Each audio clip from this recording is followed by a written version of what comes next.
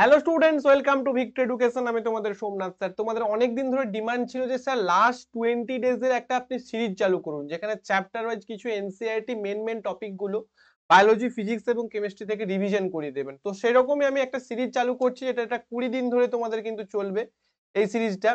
এখানে তোমাদের আজকে শুরু করছি রেসপিরেশন দিয়ে। কোনোদিন আমি ফিজিক্সের কিছু গুরুত্বপূর্ণ টপিক করাবো, কিছু নিউমেরিক্যালস করাবো, টপ এমসিকিউ করাবো, চ্যাপ্টার ওয়াইজ কিন্তু এটা চলবে। বাদ বাকি যে 99 শিফট চলছে, বাদ বাকি তোমাদের যে মক টেস্ট চলছে, নর্মাল যে টপ এমসিকিউ দিয়ে, সেগুলো তো চলবে। তার সাথে সাথে এই সিরিজটাও চলবে। এখানে কি কি থাকবে? প্রিভিয়াস ইয়ার্স কোশ্চেন এবং এক্সপেক্টেড এমসিকিউ এখানে থাকবে। এই সিরিজটা টোটাল তোমাদের এনসিইআরটি এবং তোমাদের যে এমসিকিউ দুটো কিন্তু প্র্যাকটিস হয়ে যাবে। কয়েকটা মেন টপিকের উপর কিন্তু এটা চলবে, ঠিক আছে? এবং একটা ক্লাসে টোটাল চ্যাপ্টার উইথিন 45 মিনিটস আর উইথিন 30 টু 45 মিনিটস পুরোটা শেষ করবো, ঠিক আছে? শুধু দেখে যাও। এবং এগুলো তোমাদের রিভিশনের জন্য বিশেষ হেল্প করবে। Railway technician, NTPC, ALP, group D, JE, RPF যে যা পরীক্ষা দেবে প্রত্যেকের জন্য এগুলো বাংলার উপর মাস্টার সিরিজ, এবং বাংলাতে প্রথম এই ধরনের ক্লাস হচ্ছে, এটুকু তোমাদের উপর বলতে পারি, ঠিক আছে?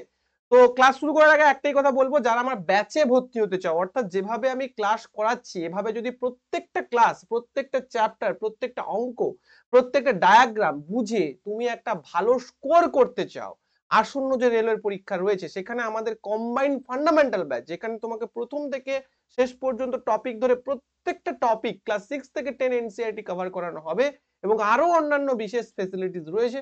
তো তোমরা কিন্তু এই ব্যাচে জয়েন করতে পারো। এখানে ফিজ রয়েছে মাত্র এখনো পর্যন্ত 999 টাকা। 999 টাকার বিনিময়ে তোমরা এই ব্যাচটা জয়েন করতে পারো। কন্ট্যাক্ট নাম্বার এই যে নিচে দেওয়া রয়েছে 8621816433। আমি তোমাকে গাইড করব, আমি তোমার ফোন ধরবো, আমি তোমাকে কিন্তু এগিয়ে নিয়ে যাব। তো এই ব্যাচে তোমরা যারা জয়েন হচ্ছ তারা অনেকটা ভালোভাবে কিন্তু সায়েন্স পড়তে পারবে, এটুকু আমি বলতে পারি। চলে যাচ্ছি আজকের ক্লাসে। দেখো, একদম প্রথমে যখন আমরা রেসপিরেশন শুরু করব তখন দুটো জিনিসের উপর আমাদের খেয়াল রাখতে হবে। প্রথমে তোমাদের একটুখানি বলে দেব, তারপর আমরা এমসিকিউ এর মাধ্যমে পুরো চ্যাপ্টারটা জানবো, ঠিক আছে? তো যখন আমরা একদম চ্যাপ্টার শুরু করছি তখন এই যে ছকটা যেটা এনসিইআরটি বইতে রয়েছে, এইখানেই আমাদের ম্যাক্সিমাম চ্যাপ্টারটা ঢুকে রয়েছে। অর্থাৎ রেসপিরেশনের ম্যাক্সিমাম যে বিষয়টা সেটা এই ছকটার মধ্যে ঢুকে রয়েছে। এই ছকটা বুঝে নিলে তোমাদের ম্যাক্সিমাম প্রশ্নের উত্তর তোমরা এখান থেকেই করতে পারবে। তো প্রথম আমি তোমাদের দুটো জিনিস বলবো, একটা হচ্ছে অবাত শোষণ, অবাত শোষণ, আর একটা হচ্ছে সবাত শোষণ। সবাত শোষণের ইংলিশ নাম কি? সবাত শোষণ হচ্ছে অ্যারোবিক রেসপিরেশন, অ্যারোবিক রেসপিরেশন। আর অবাত শোষণ হচ্ছে অ্যানারোবিক রেসপিরেশন, অ্যানারোবিক রেসপিরেশন। তো এই সবাত শোষণ কাকে বলবে? না, যখন শ্বসন বা রেসপিরেশন অক্সিজেনের উপস্থিতিতে হবে, অর্থাৎ অক্সিজেন যে সমস্ত শ্বসন প্রক্রিয়ায় অক্সিজেন উপস্থিত বা অক্সিজেনের উপস্থিতিতে হবে তাকে আমরা বলছি সবাত শোষণ। বা O2 প্রেজেন্সে হবে বা অক্সিজেনের উপস্থিতিতে হবে তাকে আমরা বলছি সবাত শোষণ। আর অবাত শোষণ কাকে বলবো বা অ্যানারোবিক রেসপিরেশন কাকে বলবো? যখন O2 এর অনুপস্থিতিতে হবে, O2 বা অক্সিজেনের অনুপস্থিতিতে যখন হবে তখন তাকে আমরা বলবো স্যার কি বলবো? না, অবাত শোষণ বলবো। এবং এই অবাত শোষণকে আমরা আরো একটা জিনিস বলতে পারি, কি বলতে পারি? এটাকে সন্ধান বা ফার্মেন্টেশনও বলতে পারি। কি বলতে পারি? অবাত শোষণকে আমরা অপর নামে সন্ধান বা ফার্মেন্টেশন বলতে পারি। তাহলে ক্লিয়ার হয়েছে? আমি আরেকবার রিপিট করছি। সবাত শোষণ বা অ্যারোবিক রেসপিরেশন, অ্যারোবিক, অ্যারোবিক অর্থাৎ দেখো এয়ার, এয়ার এয়ার মানে অক্সিজেন লাগছে ওখানে, কিন্তু অ্যানারোবিক নো অ্যারোবিক অর্থাৎ অক্সিজেন ওখানে লাগছে না। অ্যানারোবিক মানে O2 এর বা অক্সিজেনের অনুপস্থিতিতে হবে, এবং এই প্রক্রিয়াটাই আমরা সন্ধান নামে জানবো। তো কিভাবে হয়? প্রথম যে কথাটা বলবো তোমাদের সেটা হচ্ছে, আমরা এই অবধি বোঝা গেছে অবাত এবং সবাত শোষণ। এইবার এইখানে দেখো, এইখানে কি হচ্ছে, এই ছকটার মধ্যে কি হচ্ছে? না, অবাত শোষণও হচ্ছে আবার সবাত শোষণ হচ্ছে, দুটো শোষণ একসাথে হচ্ছে। কিভাবে হচ্ছে সেটা আমরা দেখবো। ওকে, ক্লিয়ার? চলো টাটা। দেখো, মানে টাটা বলতে এটাকে টাটা গুড বাই করে দিতে হবে আজকে। আমাদের রেসপিরেশন খাতাম, টাটা গুড বাই হয়ে যাবে। দেখো, প্রথমে আমাদের শ্বসন বস্তু কি? আমাদের শ্বসন বস্তু হচ্ছে গ্লুকোজ। এই গ্লুকোজের সংকেত কি? C6H12O6। তার মানে বুঝতে পারছো এটা 6 কার্বন যুক্ত মৌল, অর্থাৎ 6টা কার্বন এর মধ্যে রয়েছে। মৌল মানে হচ্ছে মৌল, 6 কার্বন যুক্ত মৌল। যেহেতু 6 কার্বন যুক্ত মৌল, এখানে কি রয়েছে? 6টা কার্বন মৌল রয়েছে। কার মধ্যে? গ্লুকোজের মধ্যে। তাহলে গ্লুকোজকে আমরা কি বলি? গ্লুকোজকে আমরা বলি শ্বসন বস্তু। কি বলি? শ্বসন বস্তু বলা হয় গ্লুকোজকে। এই গ্লুকোজটা কোথায় ভাঙবে? প্রথমে, তাহলে একদম ফার্স্ট স্টেপে, এটা মনে করো শ্বসনের ফার্স্ট স্টেপ। তাহলে একদম ফার্স্ট স্টেপে এই যে গ্লুকোজটা কোথায় ভাঙবে, না সাইটোপ্লাজমের মধ্যে। তাহলে প্রথম শ্বসনের যে প্রথম ধাপটা, সেই প্রথম ধাপটা কোথায় হচ্ছে, না প্রথম ধাপটা সাইটোপ্লাজমে হচ্ছে। সাইটোপ্লাজম মানে নিশ্চয়ই তোমরা জানো, সাইটোপ্লাজম মানে কি আর একবার বলে দিই। একটা কোষ, একটা কোষের মধ্যে একদম বাইরে কি রয়েছে, একটা যদি আমি প্রাণী কোষ ধরি, একদম বাইরে কি রয়েছে, প্লাজমা মেমব্রেন বা প্লাজমা পর্দা রয়েছে। এই প্লাজমা মেমব্রেনের মধ্যে যে অর্ধতরল থকথকে পদার্থ, সেই পদার্থটাকে আমরা কি বলি, সাইটোপ্লাজম বলি। ক্লিয়ার হয়েছে? যেখানে অন্যান্য সেল অর্গানেলস গুলো থাকে, যেমন মাইটোকন্ড্রিয়া থাকছে এই সাইটোপ্লাজমের মধ্যে, যেমন আমরা বলতে পারি গলগি অ্যাপারেটাস থাকছে, যেমন লাইসোজোম থাকছে, যেমন এন্ডোপ্লাজমিক রেটিকুলাম থাকছে, প্রত্যেকটা থাকছে সাইটোপ্লাজমের মধ্যে। তাহলে প্লাজমা মেমব্রেন পরিবেষ্টিত যে অর্ধতরল অংশটা তাকে আমরা সাইটোপ্লাজম বলি। এটুকু ক্লিয়ার? এবার সেই সাইটোপ্লাজমের মধ্যে কি হবে, গ্লুকোজটা ভাঙবে, ভেঙে কি করবে, না পাইরুভেট উৎপন্ন করবে। কি উৎপন্ন করবে, পাইরুভেট। তাহলে প্রথমে গ্লুকোজ যদি ভাঙে, সেখানে কি উৎপন্ন হলো, সেখানে পাইরুভেট উৎপন্ন হলো। এতক্ষণ পর্যন্ত আমাদের অক্সিজেনের কোনো দরকার নেই। আমি আবার বলছি, এতক্ষণ পর্যন্ত আমাদের অক্সিজেনের কোনো দরকার নেই। সেটা সবাত শোষণ হোক কি সেটা অবাত শোষণ হোক, দুটো শোষণের ক্ষেত্রেই গ্লুকোজটা প্রথমে সাইটোপ্লাজমে ভেঙে 3 কার্বন যুক্ত মৌল পাইরুভেট উৎপন্ন করবে। তাহলে পাইরুভেট কি না, পাইরুভেটও কিন্তু একটা 3 কার্বন যুক্ত মৌল, এবং সাথে সাথে একটু এনার্জিও কিন্তু উৎপন্ন হবে। এইবার এইবার যে তিনটে ছকে আমরা দেখব, এইবার সবাত এবং অবাতে কিন্তু ডিফারেন্সটা আমরা করতে পারবো। তাহলে এতক্ষণ পর্যন্ত সবাত অবাত অক্সিজেনের কোনো কিন্তু প্রয়োজন হয়নি বা হবে না। ক্লিয়ার? এইবার আমরা তিনটে জায়গাতে করব। কি কি? প্রথমে আপাতত দুটো জায়গা জানি, আমাদের দেহে যেটা হয় বা প্রাণী দেহে যেটা হয়, একটা হচ্ছে অক্সিজেনের অভাব, যেটাকে আমরা কি বলছি, অবাত শোষণ। তার মানে এইটা কি হয়ে যাবে, অবাত শোষণ। আর একটা হচ্ছে অক্সিজেনের উপস্থিতি, যেটাকে আমরা কি বলবো, সবাত শোষণ।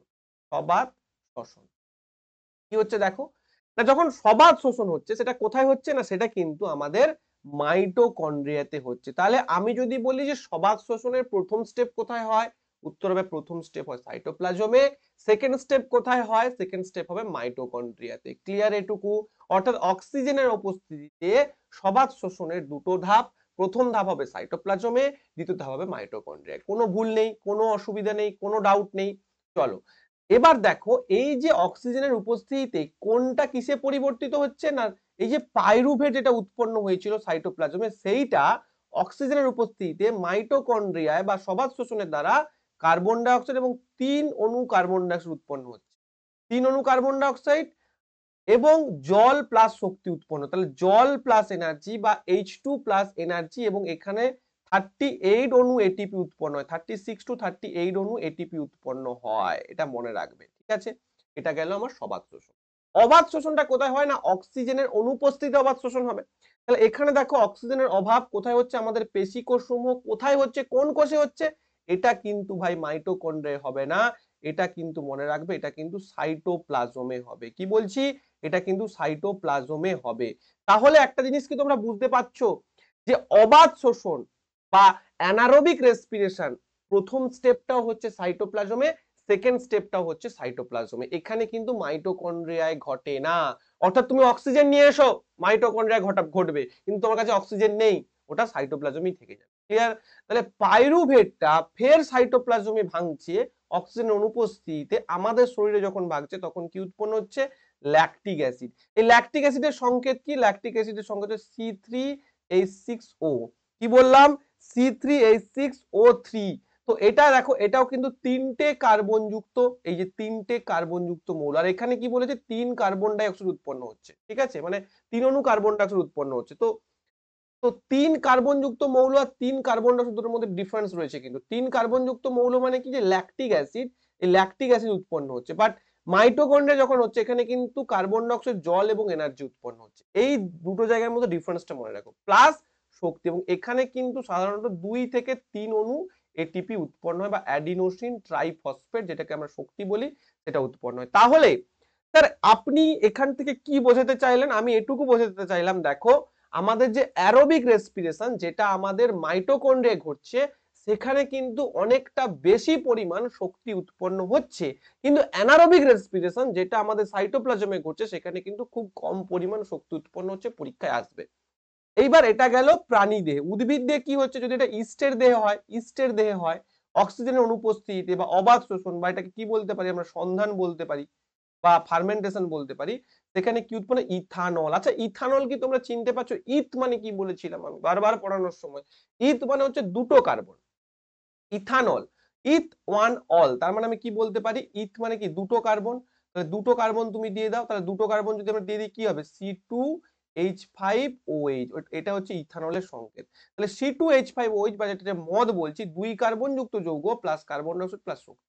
তাহলে আমাদের পেশিতে যখন পাইরুভেটটা অক্সিজেনের অনুপস্থিতিতে ভেঙে যাচ্ছে সাইটোপ্লাজমের মধ্যে, তখন ল্যাকটিক অ্যাসিড যেটা 3 কার্বন যুক্ত মৌল, ল্যাকটিক অ্যাসিড এবং শক্তি উৎপন্ন করছে। কিন্তু যেটা ইস্টের দেহে যদি হয় তখন ইথানল, এবং ইথানল যেটা 2 কার্বন যুক্ত যৌগ, কার্বন ডাইঅক্সাইড প্লাস শক্তি।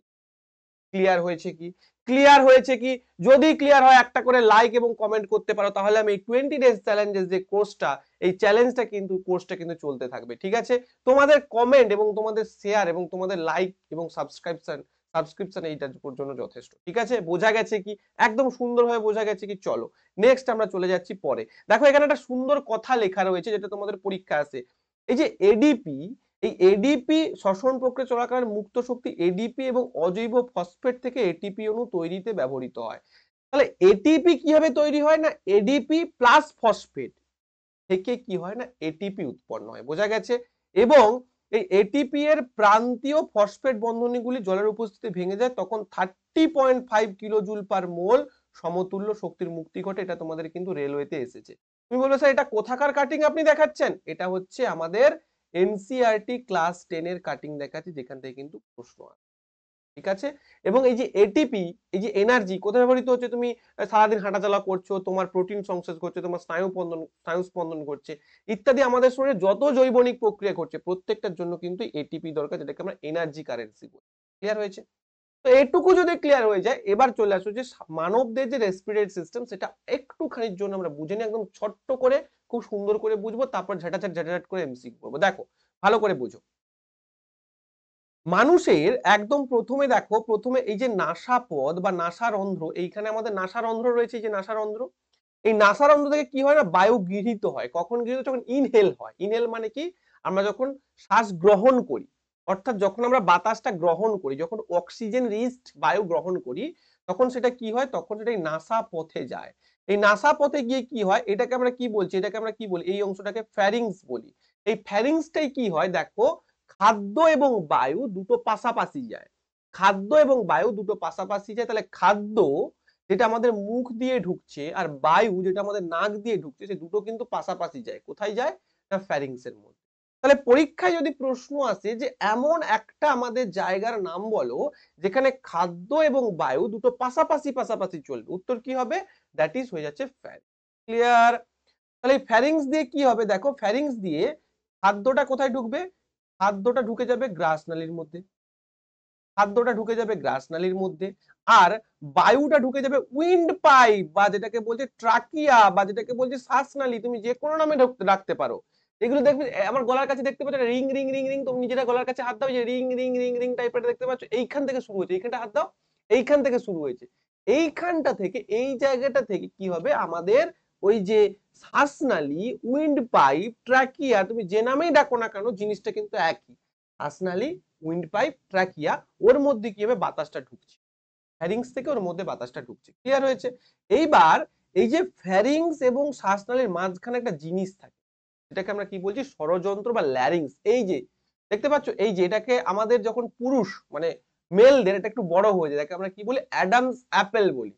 অ্যাডামস অ্যাপেল বলি। এই যে অংশটা দেখতে পাচ্ছ, এই অংশটা তুমি হাত দাও, দেখবে একটা ভাইব্রেট হচ্ছে। কেন না? কারণ এখান থেকে শব্দ উৎপন্ন হচ্ছে। সেই শব্দটা আমাদের দাঁত, আমাদের জিভ, আমাদের ঠোঁট বিভিন্ন ভাবে ভাষায় রূপান্তরিত করছে। কিন্তু ভাইব্রেশনটা কোথায় উৎপন্ন হচ্ছে? এটা হচ্ছে আমাদের ল্যারিংসে। তাহলে ফ্যারিংস এর পর রয়েছে ল্যারিংস, ল্যারিংস এর পর রয়েছে ট্রাকিয়া। ট্রাকিয়াটা কোনটা? এই যে, আর এইগুলো যে গোল গোল এরকম রিব দেখতে পাচ্ছ, এগুলো কিন্তু কার্টিলেজ বা তরুণাস্থি রিং বলা হয়। কেন স্যার?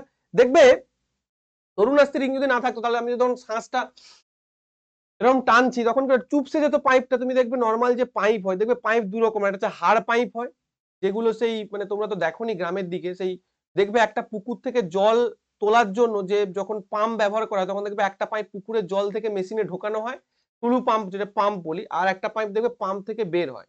ওই যে পাইপটা হার্ড পাইপ, যেটা জল থেকে উঠে এসে মেশিনে লাগছে, ওটা দেখবে হার্ড পাইপ, ওটা দিয়ে যখন বাতাসটা তুমি টানবে বা ঠেলবে ওটা কিন্তু চুপসে যায় না। সেরকম এই উইন্ড পাইপটা কখনো কিন্তু চুপসে যায় না, কখনোই চুপসে যাবে না। এই জন্য এখানে কি হয় না, কাটিলেজ থাকে, কাটিলেজ এরকম গোল গোল গোল গোল কাটিলেজ থাকে, তুমি দেখতে পারো এই অংশ, ঠিক আছে। এইবার কি হবে, এটা এটা কি হবে, ব্রঙ্কিওলসে ভেঙে যাবে। ব্রঙ্কাই, এই যে দেখো এটা এটা তো দুদিকে ঢুকবে, আমাদের তো দুটো লাংস রয়েছে, এই ট্রাকেটা কি হবে, দুদিকে ঢুকবে। দেখো এই যে দেখতে পেয়েছো, প্রথমে হচ্ছে ব্রঙ্কাই, এবং তারপর মানে এরকম ভাবে তোমার যদি আমি দেখাই, এইটা ঢুকবে এইরকম, এটা মনে করো উইন্ড পাইপ, এটা দুদিকে ঢুকছে, দুটো লাংসের জন্য দুদিকে। এটা হচ্ছে ব্রঙ্কাই, এটা হচ্ছে ব্রঙ্কাই, যেটাকে আমরা ক্লোম শাখা বলছি, ঠিক আছে, ব্রঙ্কাই বা যেটাকে আমরা ক্লোম শাখা বলছি। আর এইগুলো যখন আবার ভাঙবে, এইগুলো যখন আবার ভাঙবে তখন তাকে বলছি ব্রঙ্কিওলস, এবং এর মধ্যে কি থাকবে, অ্যালভিওলাই থাকবে। এই অ্যালভিওলাইতে কি হবে, গ্যাসিয়াস এক্সচেঞ্জ হবে। অর্থাৎ গ্যাসিয়াস এক্সচেঞ্জ কিভাবে হবে না, অক্সিজেন, দেখো ভালো করে বুঝবে, এই যে দেখো অ্যালভিওলাই এখানটা থাকবে, এবং এগুলো কি বলে, শ্বসন উপক্লোম শাখা, বা এগুলোকে বলে ব্রঙ্কিওলস। এটা একটু ভুল রয়েছে বাংলাটায়, ব্রঙ্কিওলস বলা হয়, দেখো ইংলিশটা ঠিক রয়েছে ব্রঙ্কিওলস, বা যেটাকে উপক্লোম শাখা বলা হয়। এবং এই দিকে রয়েছে মধ্যচ্ছদা পর্দা, মধ্যচ্ছদা পর্দা বা মধ্যচ্ছদা বলতে পারি, পর্দা না বলে মধ্যচ্ছদা বলা হয়। আর এগুলো হচ্ছে পাঁজর, যে পাঁজরটা কি করছে, ফুসফুসকে রক্ষা করছে, এইদিকে ফুসফুস, আর ফুসফুসের যে উপর যে পর্দাটা তার নাম কি, তার নাম হচ্ছে প্লুর, ঠিক আছে। এই যে তরুণাস্থি নির্মিত বলয়, এটা বায়ুথলি, এই বায়ুথলিটা কোথায় থাকে, এই অংশগুলো আঙ্গুরের মতো দেখতে অ্যালভিওলাই থাকে। অ্যালভিওলাইতে কি হয়, গ্যাসিয়াস এক্সচেঞ্জ, অর্থাৎ O2 টা কি হবে, O2 টা নিচে চলে আসবে, মানে রক্তে মিশে যাবে, আর CO2 টা কিন্তু বেরিয়ে যাবে। ওকে, ক্লিয়ার, ক্লিয়ার, চলো বোঝা গেছে, কোনো সমস্যা নেই। এবং এই যে O2 এবং CO2 যে ট্রান্সফারটা হবে, এটা কিসের মাধ্যমে হবে, এটা কিন্তু ব্যাপনের মাধ্যমে। তাহলে আমি যদি বায়ুর পথটা আরেকবার সিম্পলি তোমাদের বলে দিই, যে কিভাবে বায়ুটা আমাদের যাচ্ছে, আমাদের ব্লাড স্ট্রিমে তো মিশতে হবে বায়ুটাকে, ব্লাডে যখন মিশবে তখন আরবিসির মধ্যে যে হিমোগ্লোবিন রয়েছে, সেই হিমোগ্লোবিনটা কি করবে, অক্সিজেনের সঙ্গে কম্বাইন হবে, দিয়ে আমাদের পুরো কোষে কোষে ছড়িয়ে দেবে। ওকে, প্রথমে হচ্ছে নাসারন্ধ্র, এই যে নাকের দুটো রন্ধ্র রয়েছে, আমরা টানছি বাতাসটা, এবং নাকের মধ্যে চুল রয়েছে, হেয়ার, সেটা কি করছে, হেয়ারের কাজটা কি, এই যে তুমি বাতাসটা টানছো, প্রচুর ধুলো রয়েছে, ধুলোটাকে কি করছে, আটকে দিচ্ছে, মানে ধুলোটা ওই রোমের মধ্যে আটকে যাচ্ছে, ঠিক আছে। আর মিউকাস কি করছে না, ওই তোমার যে এইখানে যদি কোনো পোকামাকড় ঢুকে যায়, ওই পোকামাকড়টাকে মেরে ফেলবে ওই মিউকাসটা, ঠিক আছে। দেখবে পোকা একটা ঢুকে গেলে নাকের মধ্যে, নাকটা একটু জলে ভরে ওঠে, ঠিক আছে। তো এই জায়গাগুলো করে। তাহলে নাসারন্ধ্র, মানে উপরে উপরে চলে যাবে নাসা গহ্বর, এই যে ফাঁকা অংশটা দেখতে পাচ্ছ, এই যে ফাঁকা অংশটা নাসা গহ্বর, তারপরে চলে আসবে ফ্যারিংস, তারপরে আসবে ল্যারিংস, তারপর ট্রাকিয়া, তারপর ব্রঙ্কাই, তারপর ব্রঙ্কিওলস, এবং ব্রঙ্কিওলস থেকে অ্যালভিওলাই, এবং অ্যালভিওলাই থেকে কি হবে, গ্যাসেস এক্সচেঞ্জের মাধ্যমে, ডিফিউশনের মাধ্যমে ওটা ব্লাড স্ট্রিমে। ক্লিয়ার কাট, কোনো কনফিউশন নেই।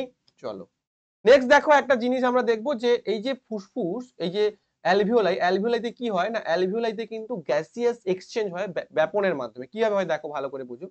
মনে করো, মনে করো এই যে অংশটা দেখতে পাচ্ছ, এই অংশটা দেখো ভালো করে, ঠিক আছে, এই অংশটা একটু দেখো, এই অংশটা দেখতে পাচ্ছ।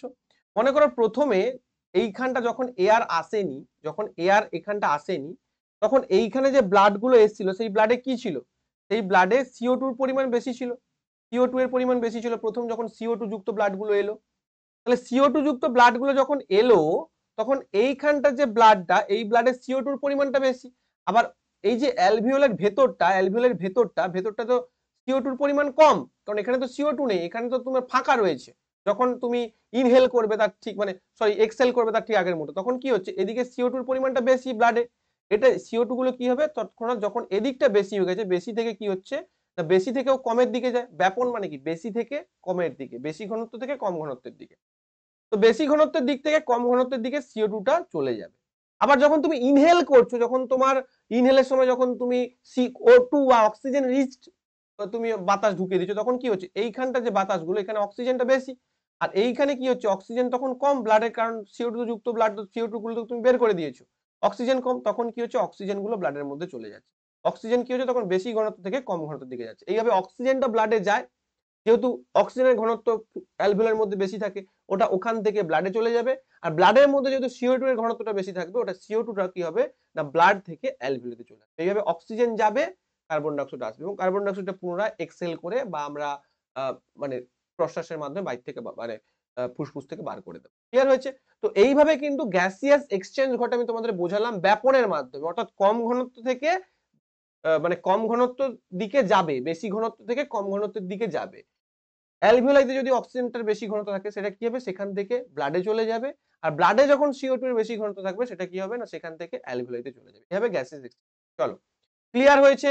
এবার আমরা একটা একটা প্রশ্ন শিখবো, খুব ভালোভাবে শিখবো, এবং এই ক্লাসটা করার পর আশা করি তোমাদের কোনো ডাউট থাকবে না। প্রথম প্রশ্ন কি বলেছে দেখো, একদম ফার্স্ট প্রশ্ন দেখো, এটিপির পূর্ণরূপ কি? এটিপি মানে কি? এটিপি কি দেখো, অ্যাডেনিন টেট্রাফসফেট হবে না, আমরা এক্ষুনি পড়লাম। অ্যাডেনিন ট্রাইফসফেট না, অ্যাডেনোসিন ট্রাইফসফেট, অ্যাডিনোসিন ট্রাইফসফেট, এইটা সঠিক উত্তর। গ্রুপ ডি 27/9/2022 এসেছে। এগুলো কিন্তু তোমাদের টিসিএস প্যাটার্নের প্রশ্ন, এগুলো কিন্তু তোমাদের পরীক্ষায় আসবে এবং আসার চান্স অনেকটা রয়েছে। চলো নেক্সট প্রশ্ন চলে যাচ্ছি। নেক্সট প্রশ্ন বাংলা এবং ইংরেজি দুটোতেই দেওয়া রয়েছে। কি বলছে দেখো, 2 নম্বর প্রশ্ন তোমাদের বলছে, নিচের কোনটি শ্বসনের সময় গঠিত 3 কার্বন অণু? খুব গুরুত্বপূর্ণ একটা প্রশ্ন, 3 কার্বন অণু। দেখো এই ধরনের প্রশ্ন করার জন্য আমাকে কিন্তু ওই ছকটা মনে রাখতে হবে। প্রথম দিয়েছে ইথানল এবং ল্যাকটিক অ্যাসিড। দেখো ভালো করে বোঝো, এই ইথানল আছে মানে কি, ইথানল তো 2 কার্বন যুক্ত অণু। ইথানলের সংকেত কি, C2H5OH, ইথানল, বা যেটাকে আমরা বলছি ইথাইল অ্যালকোহল। তাহলে দুটো কার্বন, তার মানে এটা হবে না। নেক্সট আসো ইথানল এবং ম্যালিক অ্যাসিড, ইথানল রয়েছে মানে হবে না। ল্যাকটিক অ্যাসিড এবং পাইরুভেট, এটা একদম সঠিক রয়েছে। আমরা দেখেছি ল্যাকটিক অ্যাসিড এবং পাইরুভেটটাও 3 কার্বন যুক্ত এবং ল্যাকটিক অ্যাসিডটাও 3 কার্বন যুক্ত। পরেরটাও দেখো ইথানল, ইথানল দেখা মাত্র আমি কেটে দেবো, অর্থাৎ option number C will be your right answer. Clear হয়েছে কি? যদি ক্লাসটাকে ভালো লেগে থাকে, চ্যাপ্টার ওয়াইজ ক্লাস খুব সুন্দরভাবে তোমাদের চলছে, অবশ্যই একটা লাইক করবে। আর যারা পেইড ব্যাচে এক্সক্লুসিভলি অ্যাডমিশন নিতে চাও, একদম সুন্দর ধরে ধরে ক্লাস, তারা এই নাম্বারটায় ফোন করবে। নেক্সট চলো পরবর্তী প্রশ্নে আমরা চলে যাচ্ছি। কি বলছে দেখো, 3 নম্বর প্রশ্নে আমরা চলে এসেছি। কি বলছে দেখো, খুব ভালো একটা প্রশ্ন বলছে। বলছে কোন কোষে কোষ অর্গানেল সেলুলার শ্বসনের প্রথম ধাপ একটি 3 কার্বন অণু পাইরুভেটে সঞ্চালিত হয়। অর্থাৎ প্রশ্নটা এটা বলছে, ইন হুইচ সেল অর্গানেল, কোন সেল অর্গানেলে the first step of cellular respiration, অর্থাৎ সেলুলার রেসপিরেশনের যে প্রথম ধাপ, সেই প্রথম ধাপটা কোন সেল অর্গানেলস এর মধ্যে হয় বা কোন কোষীয় অঙ্গাণুর মধ্যে হয় যেখানে পাইরুভেট উৎপন্ন হয়। এক্ষুনি বললাম যে প্রথমে কি হবে না, গ্লুকোজটা, এই গ্লুকোজটা কিসে ভেঙে যাবে না, গ্লুকোজটা পাইরুভেটে ভাঙবে। পাইরুভেটে ভাঙবে, যেটা একটা 3 কার্বন বিশিষ্ট মৌল। এবং এটা কোথায় হবে, এটা আমাদের কোষের সাইটোপ্লাজমের মধ্যে হবে। এবং পাইরুভেটটা যখন অক্সিজেনের উপস্থিতিতে ভাঙবে তখন সেটা মাইটোকন্ড্রিয়ার মধ্যে। তাহলে এখানে সঠিক উত্তর কি হবে, সাইটোপ্লাজম। একদম লেটেস্ট কোশ্চেন তোমাদের। ওকে, ক্লিয়ার? থামস আপ করে দাও একটা। নেক্সট প্রশ্ন, 4 নম্বর প্রশ্নে চলে যাচ্ছি। এই ধরনের প্রশ্নগুলো ভেরি মাচ কনফিউজিং। চলো ভুলটি চিহ্নিত করো বা ভুল বিবৃতিটি চিহ্নিত করো। কি বলছে, কার্বন ডাই অক্সাইড অক্সিজেনের চেয়ে পানিতে বেশি দ্রবণীয়। আচ্ছা মনে করো তুমি এই স্টেটমেন্টটা বুঝতে পারো না, মনে করো এটা তুমি জানো না, নো ইস্যু, প্রত্যেকটা অপশন পড়ো।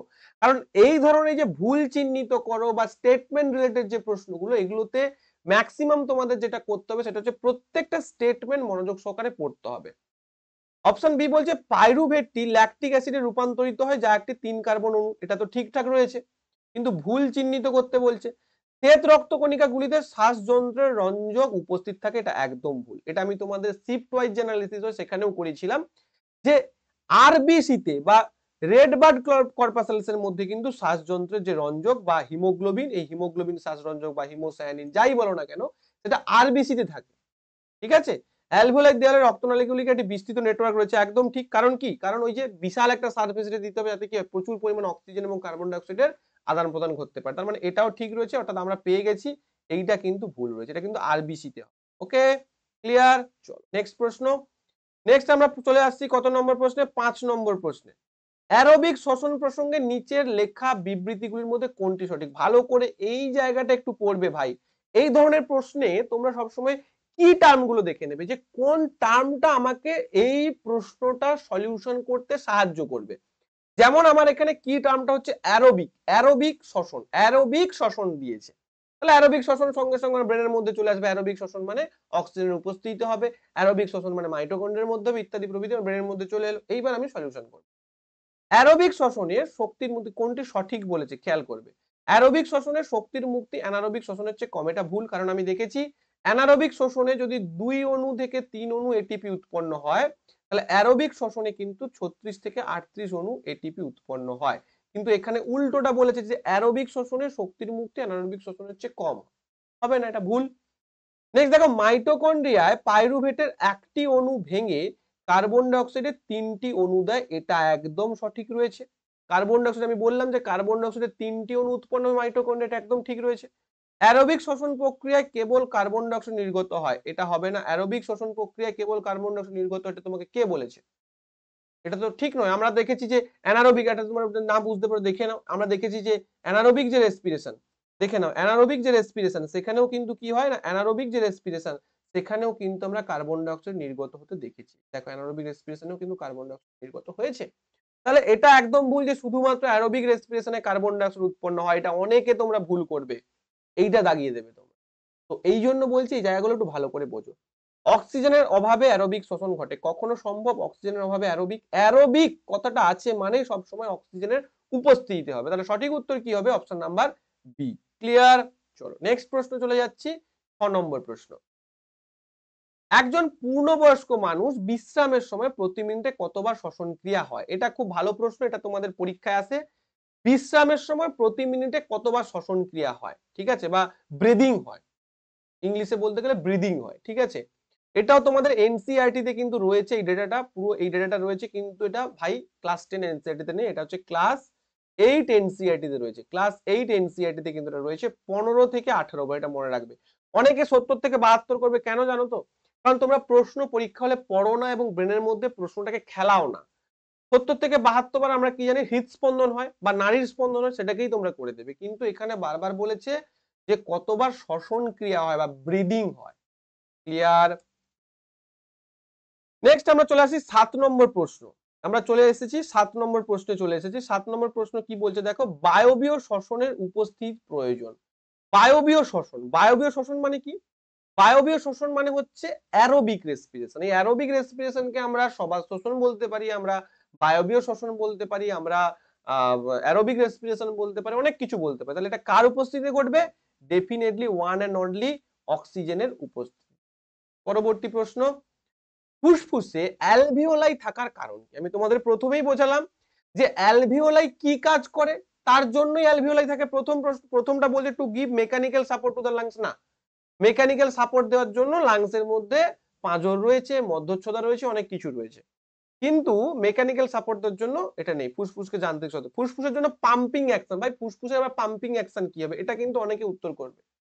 কিন্তু তুমি দেখো অ্যালভিওলাই কি পাম্প করে? পাম্প মানে কি? পাম্প মানে অক্সিজেনটাকে পাম্প করবে, এরকম পাম্প করবে হার্টের মতো, হার্ট পাম্প করে, বাট অ্যালভিওলাই পাম্প করে না। এটা অনেকে উত্তর করবে। আমি যখন মক নিই আমার ব্যাচে, এই ধরনের প্রশ্ন ওদের প্রায়শই দিই, কিন্তু ওরা এই ধরনের প্রশ্ন অনেকে ভুল করে ফেলে, বা আমার পড়ানোর অভিজ্ঞতা থেকে বলছি এই জায়গাটা ভুল হতে পারে, তাই আমি তোমাদের বলে বলে যাচ্ছি যে এই জায়গাটা তোমরা ভুল করতে পারো। নেক্সট হচ্ছে ফুসফুসের আয়তন বাড়ানোর জন্য, না, to increase the surface area. Option number D will be right answer. Increase the surface area. Surface এরিয়াটাকে দেখো অনেকটা বাড়িয়ে তোলে, অনেকটা। এই যে আমাদের একটা মনে করো ফুসফুস, এই যে মনে করো একটা ফুসফুস যদি এরকম থাকে, তার যে এরকম যে অ্যালভিওলাই গুলো, কতগুলো অ্যালভিওলাই আঙ্গুরের থোকার মতো থাকে, সেগুলো কি করে সারফেস এরিয়াটাকে বাড়া, যাতে প্রচুর পরিমাণ অক্সিজেন এবং কার্বন ডাই অক্সাইড কি করতে পারে, এক্সচেঞ্জ করতে পারে। ক্লিয়ার হয়েছে? 7/10/2022 আসা প্রশ্ন। ওকে, নেক্সট প্রশ্ন। এটা কত নম্বর গেল? 8 নম্বর প্রশ্ন গেল। এবার চলে আসি 9 নম্বর প্রশ্নে। 9 নম্বর প্রশ্নে আমরা পৌঁছে গেছি। কি বলছে, স্বাভাবিক শ্বাস প্রশ্বাসের সময় আমরা যখন শ্বাস ছাড়ি অর্থাৎ এক্সহেল করি, তখন কি ঘটে? খুব ভালো একটা প্রশ্ন। যখন আমরা এক্সহেল করব, এক্সহেল যখন করব তখন কি ঘটবে? আগে ইনহেল এবং এক্সহেলটা একটু জেনে নিই, চলো। দেখো যখন আমরা ইনহেল করি অর্থাৎ বাতাস নিই, দেখো তখন কি হচ্ছে, আমাদের বুকটা ফুলে উঠছে, পাঁজরটা বেরিয়ে আসছে, ফুসফুসটা ফুলছে, নিজে নিজেই করো, বুক ভরে শ্বাস নাও প্রথম। দেখো বুকটা ফুলে উঠছে, তার মানে যখন আমরা শ্বাস নিই তখন কি হয়, মধ্যচ্ছদাটা নিচের দিকে যায়, অর্থাৎ মধ্যচ্ছদাটা নিচের দিকে যায় এবং আমাদের রিব কেজটা এক্সপেন্ড করে এবং আমাদের ফুসফুসটা বাতাসে ভরে ওঠে এবং ফুসফুসটা এক্সপেন্ড করে। আর যখন আমরা এক্সেল করি তখন কি হয়, তখন মধ্যচ্ছদা দেখো উপরের দিকে উঠে আসে, রিব কেজটা হচ্ছে রিট্রিট করে, মানে ফিরে যায়, এবং আমাদের যে ইয়েটা ফুসফুসটা সেটাও কিন্তু আস্তে আস্তে মানে চুপসে যেতে থাকে, মানে পুরোপুরি কনস্ট্রিক্টেড হয় না, মানে আস্তে আস্তে বাতাসটা ছাড়তে থাকে, এটুকু বলবো। চুপসে যায় এটা বলবো না, ভলিউমটা ডিক্রিজ হয় বলবো। চুপসে যাওয়া মানে পুরোপুরি বাতাস বেরিয়ে যাওয়া, কিন্তু পুরোপুরি বাতাস বের হয় না, ওখান থেকে কিছুটা বাতাস থাকতে হয় এবং থাকবেই। দেখবে তোমার বাতাস কিন্তু বেরোতে থাকবে এবং একটা সময় হবে তুমি যখন নিঃশ্বাস ছেড়ে ছেড়ে বাতাস মানে এক্সেল করে করে বাতাসটা ছাড়তে থাকবে, তখন কিন্তু মানে পারবে না বাতাস ছাড়তে, তো কিছুটা পরিমাণ বাতাস থাকে যেটা রেসিডুয়াল ভলিউম বলা হয়। ঠিক আছে, তো যাই হোক, এবার এখানে প্রশ্ন কি বলছে, ডায়াফ্রামটি চাপটা, ডায়াফ্রাম ইজ ফ্ল্যাটেন্ড, তখন কি ডায়াফ্রাম ফ্ল্যাটেন্ড না, ডায়াফ্রাম ফ্ল্যাটেন্ড হবে না, ফুসফুস সংকুচিত হয় না, ফুসফুসে অবশিষ্ট পরিমাণ বাতাস থেকে যায়, একদম এইটা অপশন ঠিক হবে। আমি এক্ষুনি বললাম যে যখন আমরা শ্বাসটা ছাড়ি, ছাড়ার পরেও কিছুটা পরিমাণ কিন্তু বাতাস আমাদের থেকে যায় ফুসফুসের মধ্যে, যেটাকে আমরা কি বলি, আরডি ভলিউম বলি বা রেসিডুয়াল ভলিউম বলা হয়, এটা মনে রাখবে। ডায়াফ্রামটির চাপটা হয়ে গেছে না, আমরা যখন শ্বাস ছাড়ি তখন কি হয়, তখন এই যে দেখো ডায়াফ্রামটা ভেতরের দিকে, তখন ডায়াফ্রাম কি চাপটা হয় না, ডায়াফ্রাম কিন্তু চাপটা হয় না। ফুসফুস সংকুচিত না, ফুসফুস সংকুচিত হয় না, ফুসফুস লাংস কন্ট্রাক্টেড হয় না, লাংস এর ভলিউমটা ডিক্রিজ হয়। আমি আবার বলছি, লাংস কন্ট্রাক্টেড হয় না, কন্ট্রাক্টেড মানে পুরোপুরি চুপসে যাওয়া, যেটা হার্ট হয়। লাংস কি করে, ভলিউমটাকে ডিক্রিজ করে, দেখো এখানেও লেখা আছে ভলিউম ডিক্রিজ হয়, কন্ট্রাক্টেড হয় না, কন্ট্রাক্ট মানে চুপসে যাওয়া, লাংস কখনো চুপসে যায় না, এটুকু মনে রাখবে। এই ধরনের টার্ম গুলো তোমাদের জন্য ভীষণ গুরুত্বপূর্ণ। তাহলে সঠিক কি হবে, the residual amount of air remains in the lung, বা ফুসফুসে অবশিষ্ট পরিমাণ বাতাস থেকে যায়। Option number B will be your correct answer. RD volume যেটাকে বলা হয়, অর্থাৎ যে পরিমাণ ভলিউমটা আমরা টোটাল এক্সেল করার পর বা শ্বাসবায়ু বের করে দেওয়ার পর যে পরিমাণ ভলিউমটা আমাদের ফুসফুসে থেকে যাচ্ছে, তাকে আমরা কি বলছি, রেসিডুয়াল ভলিউম বলি। ওকে, ক্লিয়ার। 9 নম্বর প্রশ্ন। এবার 10 নম্বর প্রশ্নে আমরা চলে আসছি। ঠিক আছে, চলো কি বলছে দেখো, বলছে name the process through which gaseous exchange take place across the cell membrane. আমি এক্ষুনি তোমাদের বললাম সেল মেমব্রেনের মধ্যে যে গ্যাসিয়াস এক্সচেঞ্জ ঘটে, সেটা কিসের মাধ্যমে ঘটে, সেটা একমাত্র ঘটে ডিফিউশন বা যেটাকে আমরা বলছি ব্যাপন, অর্থাৎ কোষের ঝিল্লি জুড়ে যে বায়বীয় বিনিময় ঘটে, অর্থাৎ অক্সিজেন এবং কার্বন ডাই অক্সাইডের যে বিনিময় ঘটে, সেটা কিসের মাধ্যমে ঘটছে, সেটা ব্যাপনের মাধ্যমে ঘটে। ভীষণ গুরুত্বপূর্ণ, এটা মনে রাখবে। নেক্সট প্রশ্ন, নেক্সট প্রশ্ন দেখো কি বলছে। নেক্সট প্রশ্ন বলছে, দেখো এই যে নেক্সট প্রশ্ন বলতে এটা আমি তোমাদের এক্ষুনি দেখিয়েছিলাম যে হাই অক্সিজেন এটা ব্যাপিত হয়ে কোথায় চলে যাবে, ব্লাডের মধ্যে চলে যাবে। আবার ব্লাডে যখন হাই লেভেল কার্বন ডাইঅক্সাইড থাকবে, এখানে যখন কম কার্বন ডাইঅক্সাইড থাকবে, তখন হাই ভলিউম থেকে লো ভলিউমের দিকে কার্বন ডাইঅক্সাইড, এইভাবে কার্বন ডাইঅক্সাইডটা ফুসফুস অ্যালভিওলাই দিয়ে আমাদের শরীর থেকে বেরিয়ে যাবে এবং অক্সিজেনটা আমাদের শরীর মানে অ্যালভিওলাইয়ের মাধ্যমে আমাদের ব্লাড স্ট্রিমে ডিফিউশনের মাধ্যমে। নেক্সট প্রশ্ন, এটা কত নম্বর প্রশ্ন হবে, 11 নম্বর প্রশ্ন। চলো 11 নম্বর প্রশ্ন কি বলছে দেখি, নিচের কোনটি প্রথম ধাপে প্রাথমিকভাবে বায়বীয় অ্যানারোবিক শ্বসনের সময় উৎপাদিত সাধারণ পণ্য। খুব ভালো প্রশ্ন বলেছে। বায়বীয় এবং অ্যানারোবিক, অর্থাৎ অ্যারোবিক এবং অ্যানারোবিক শ্বসনের সময় একদম সাধারণ উৎপাদিত পণ্য বা সাধারণ প্রোডাক্ট কি উৎপন্ন হবে। আমরা প্রত্যেকে জানি যে গ্লুকোজটা সাইটোপ্লাজমে ভেঙে প্রথমে পাইরুভেট উৎপন্ন হবে, সেই পাইরুভেটটা যখন উৎপন্ন হবে সেটা কখনোই আমরা অ্যারোবিক বা অ্যানারোবিক বলবো না। তো প্রাথমিকভাবে প্রথমে কি উৎপন্ন হবে, পাইরুভেট উৎপন্ন হবে। Option number A will be your right answer. Next প্রশ্ন, চলো কি বলছে দেখি প্রশ্ন। প্রশ্ন বলছে যে পেশিগুলোতে গ্লুকোজের অ্যানারোবিক শ্বসন উৎপাদন করে। আচ্ছা, পেশিগুলোতে এই যে আমাদের পেশি হয়, আমি একটু আগে বলছিলাম যে আমাদের মাসেল ক্রাম্প হয় বা পেশি দুর্বল হয়। কেন পেশি দুর্বল হয় না, আমরা যখন অধিক সময় কাজ করি তখন কি হয়, আমাদের যে যে পরিমাণ অক্সিজেন আমাদের সেলে শক্তি যোগানোর জন্য দরকার, সেই পরিমাণ অক্সিজেন আসে না। ফলে অক্সিজেনের ঘাটতির জন্য কি হয় না, আমাদের পেশিতে অ্যানারোবিক রেসপিরেশন হয় এবং অ্যানারোবিক রেসপিরেশনের ফলে কি উৎপন্ন হয়, কম পরিমাণে এনার্জি উৎপন্ন হয়, তখন মাসেলে ব্যথা হয়, ক্র্যাম্প হয়। সেখানে কি উৎপন্ন হয়, ল্যাকটিক অ্যাসিড উৎপন্ন হয়, গ্লুকোজ থেকে ল্যাকটিক অ্যাসিড উৎপন্ন হয়। এটা তোমরা মনে রাখবে, কি উৎপন্ন হয়, ল্যাকটিক অ্যাসিড উৎপন্ন, যেটাকে আমরা বলছি মাসেল ক্র্যাম্প হয়। এগুলো কিন্তু তোমাদের টিসিএস এ আসার চান্স চান্স বিশাল রয়েছে, এই জায়গাগুলো কিন্তু মনে রাখবে, এগুলো যদিও ইজি প্রশ্ন। ঠিক আছে, নেক্সট প্রশ্ন, 12 নাম্বার প্রশ্ন। 13 নাম্বার প্রশ্নে আমরা চলে এসেছি, কি বলছে দেখো, বলছে মানব দেহের কোথায় অ্যানারোবিক শ্বসন হতে পারে। আমি বারবার বলেছি অ্যানারোবিক শ্বসন কিন্তু কখনোই মাইটোকন্ড্রিয়াতে হয় না, শুধুমাত্র সাইটোপ্লাজমে। অপশন গুলো কি বলছে দেখো, অনলি স্টেরিয়েটেড মাসেল সেল, শুধু সাইটের যে পেশি কোষ সেখানে হয় না, স্টেরিয়েটেড মাসেল সেলে শুধুমাত্র হয় না। ঠিক আছে, সমস্ত কোষের মাইটোকন্ড্রিয়া হবে না, এটাও হবে না, কোষের সাইটোপ্লাজমে একদম ডেফিনেটলি, শুধুমাত্র শিরাগুলিতে লোহিত রক্তকণিকা, এটা তো কখনোই হয় না। এই দুটো গোলাবে, কিন্তু শুধুমাত্র কোষের সাইটোপ্লাজমে বলবে অ্যানারোবিক। অ্যানারোবিক মানে উইথাউট O2, এইগুলো মনে রাখবে, উইথাউট O2। এত পরিমাণ রিভিশন করাচ্ছি তোমাদের, এগুলো একদম মাথার মধ্যে খেলে যাবে তোমাদের, এটুকু বলতে পারি। নেক্সট প্রশ্ন, 14 নম্বর প্রশ্নে আমরা চলে আসি। 14 নম্বর প্রশ্ন কি বলছে দেখো, বলছে শ্বসন প্রক্রিয়া চলাকালীন কতগুলো অক্সিজেন অণু গ্লুকোজের এক অণুর সাথে একত্রিত হয়? খুব ভালো একটা প্রশ্ন। অর্থাৎ এক্ষেত্রে এই প্রশ্নটা করার জন্য আমাদের কি করতে হবে, শ্বসনের যে বিক্রিয়াটা সেটা জানতে হবে। বিক্রিয়াটা কি না, C6H12O6 অর্থাৎ এটা হচ্ছে কি, এটা হচ্ছে গ্লুকোজ, তার সঙ্গে 6 অণু কার্বন ডাই অক্সাইড মিশে সেলুলার রেসপিরেশন ঘটছে, 6 অণু কার্বন ডাই অক্সাইড, 6 অণু জল এবং এটিপি উৎপন্ন করছে। মনে থাকবে, তাহলে 6 অণু গ্লুকোজের সঙ্গে 6 অণু কার্বন ডাই অক্সাইড, 6 অণু অক্সিজেন মিশে 6 অণু কার্বন ডাই অক্সাইড, 6 অণু জল এবং এটিপি। এইটা কিন্তু তোমাদের রেসপিরেশনের রিয়াকশন। তোমরা অনেক সময় ফটোসিনথেসিসের সঙ্গে রেসপিরেশনটাকে গুলিয়ে ফেলো, এটা আমি বহুবার দেখেছি বহু পরীক্ষার্থীর কাছে।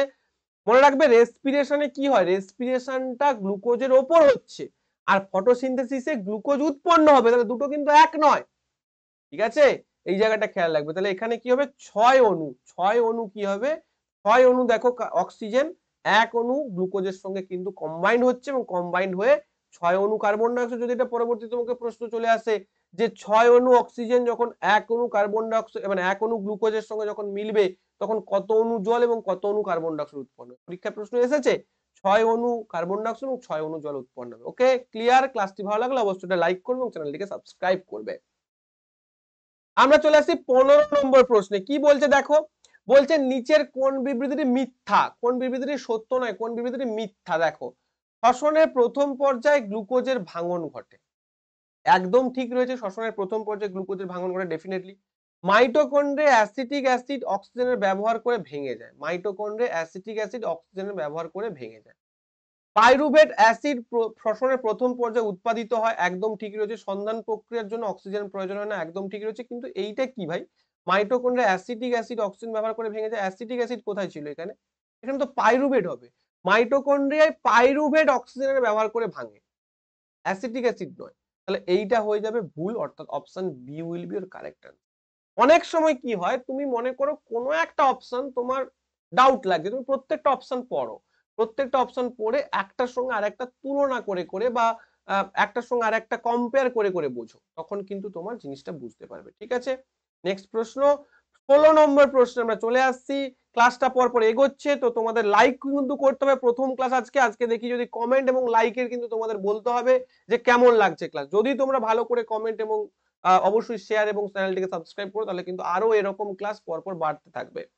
চলো, কি বলছে, শ্বাসযন্ত্রের কোন অংশ এয়ার প্যাসেজকে ভেঙে পড়া থেকে বাধা দেয়? এয়ার প্যাসেজ মানে উইন্ড পাইপ, অর্থাৎ what part of the respiratory system prevents air passage from collapsing. আচ্ছা, এয়ার প্যাসেজ কোনটা গো? প্রথম কথা বলো যে এয়ার প্যাসেজ কোনটা, যেখান দিয়ে এয়ার যাচ্ছে এটাই হচ্ছে এয়ার প্যাসেজ।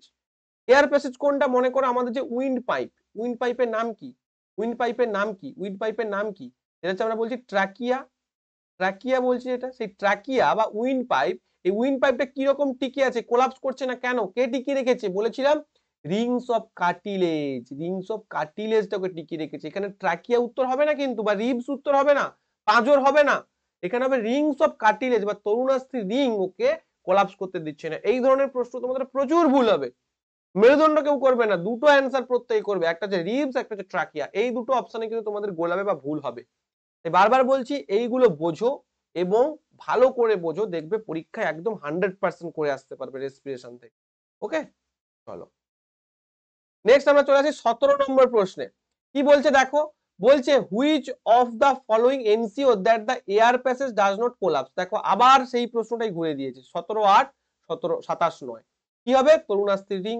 বারবার বলছি দেখো, আমি কিন্তু বাংলাতে পড়াচ্ছি এবং বাংলাতেই ম্যাটেরিয়াল রেখেছি। অনেক অনেক কোচিং ইনস্টিটিউট থাকে যারা কিন্তু বলে বাংলাতে পড়াই কিন্তু তাদের ম্যাটেরিয়াল ইংলিশে, মানে এটা কি করে, মানে এটা মানে দো চলাচল ব্যবস্থা। ঠিক আছে, চলো যাই হোক, আমি অত কিছু কথা বলতে চাই না, এখন শুধু পড়াশোনা হবে, সামনেই পরীক্ষা।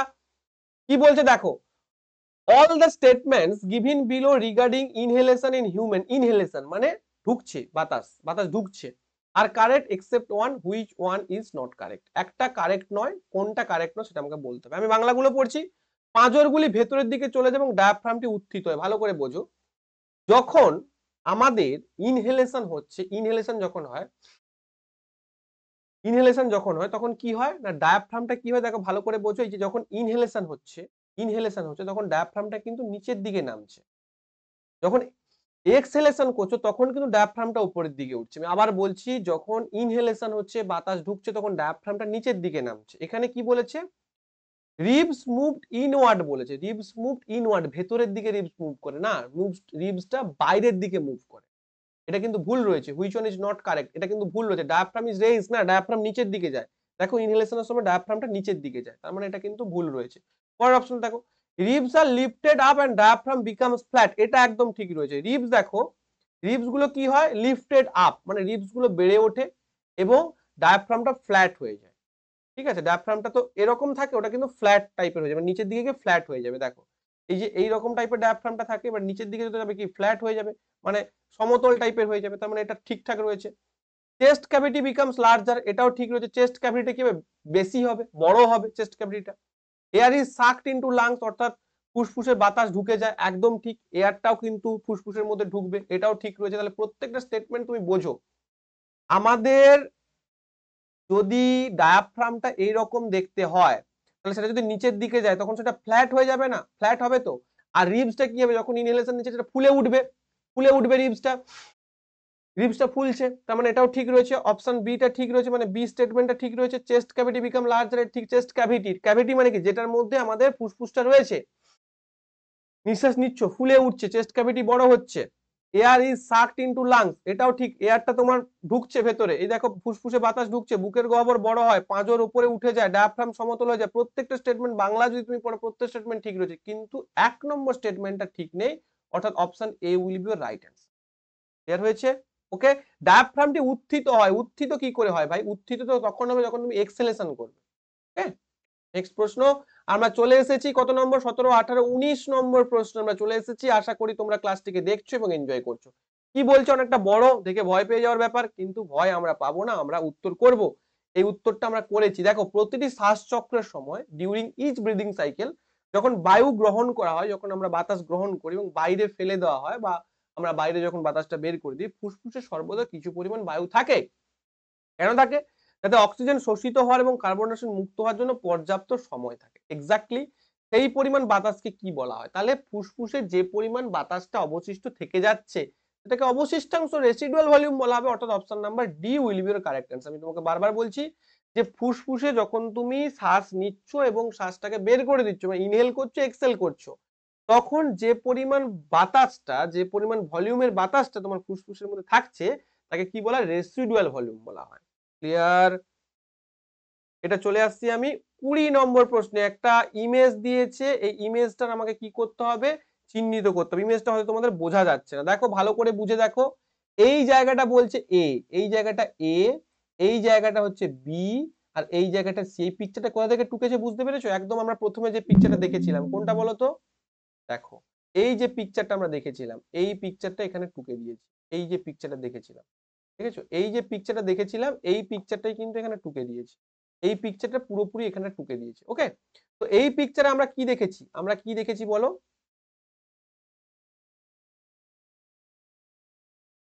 হ্যাঁ, এই পিকচারে আমরা কি দেখেছি, প্রথম যে এইখানটার যে অংশটা, এই অংশটাকে আমরা কি বলি, একদম যে গলার কাছের অংশটা, দেখো দেখে বুঝতে পারছো? একটু অস্পষ্ট হলে ওই পিকচারটা দেখে নেবে। এটাকে কি বলছি, গলার কাছের অংশটা কি বলবো আমরা? গলার কাছের অংশ ট্রাকিয়া। এ ট্রাকিয়া না, ট্রাকিয়া তো নিচে, ট্রাকিয়া তো আমরা দেখতে পাচ্ছি সি অংশটা ট্রাকিয়া হবে। ট্রাকিয়া তো সির অংশটা দেখতে পাচ্ছি, তাহলে এ ট্রাকিয়া হবে না। এ ল্যারিংস কি করে হবে? একদম প্রথম এখান থেকে দিয়েছে এ, বিটা ল্যারিংস হতে পারে, তাহলে এ ল্যারিংস হবে না। দেখো এ ফ্যারিংস, ফ্যারিংস, হ্যাঁ ফ্যারিংস হবে। অর্থাৎ আমাদের যে এই যে অংশটা, যেখান দিয়ে শ্বাসবায়ু এবং খাদ্য দুটো একসাথে চলাচল করছে, সেই জায়গাটার নাম কি? ফ্যারিংস, একদম ঠিক রয়েছে। নেক্সট দেখো, এই যে বির জায়গাটা, বির জায়গায় ফোলা অংশটা, এই যে আমাদের ফোলা অংশটা, সেটাকে ডিনোট করেছে, এটা কি?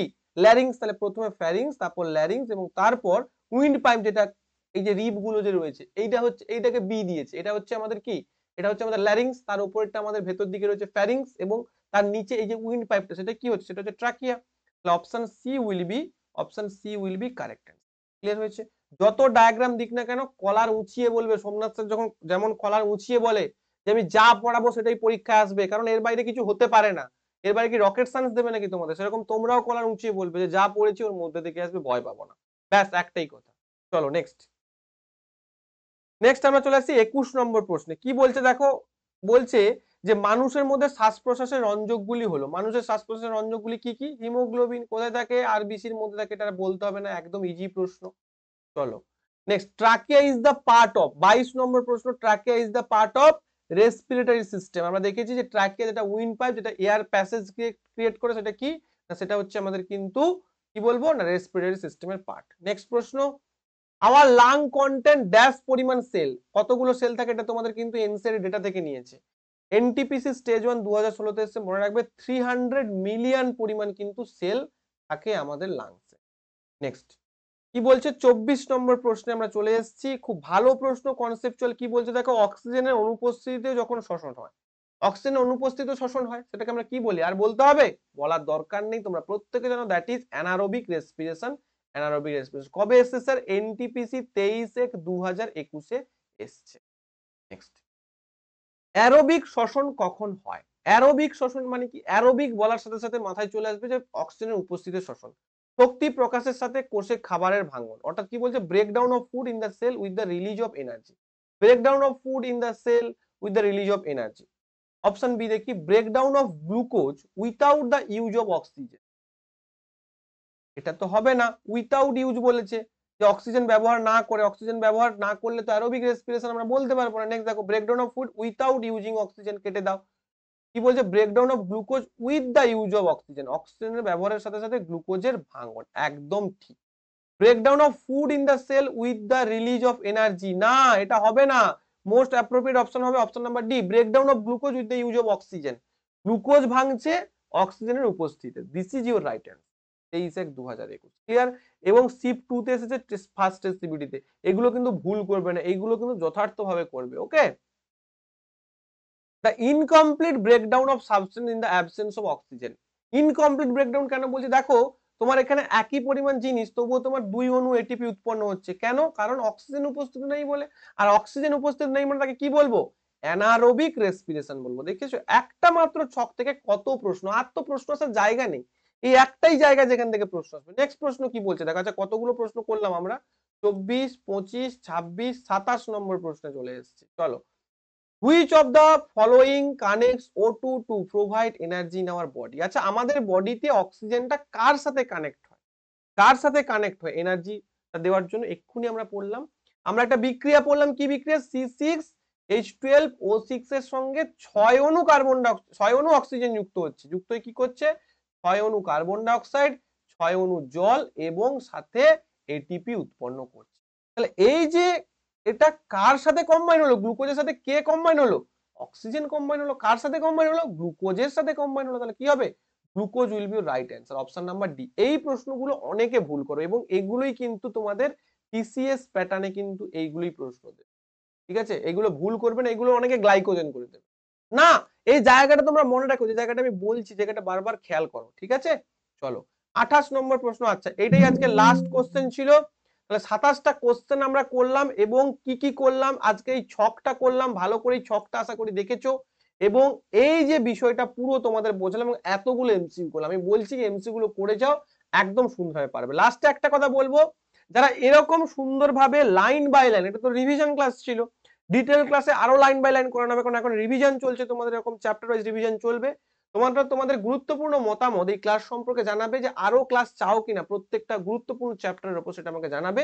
এবং যারা আসন্ন গ্রুপ ডি কে লক্ষ্য করে বা আসন্ন যে এএলপি আসছে, এই এএলপি টেকনিশিয়ান নয়, আগামী দিনে যে এএলপি টেকনিশিয়ান আসছে তাকে লক্ষ্য করে নিজের প্রস্তুতিকে সুন্দর করে নিতে চাও, ডিপ্রেসড হওয়ার দরকার নেই। তুমি আর্টস ব্যাকগ্রাউন্ড হও কি তুমি সায়েন্স ব্যাকগ্রাউন্ড হও, আমার কাছে এলে তোমার সায়েন্স পড়ার যে ধারণা, সেই ধারণাটাই পাল্টে যাবে, ঠিক আছে?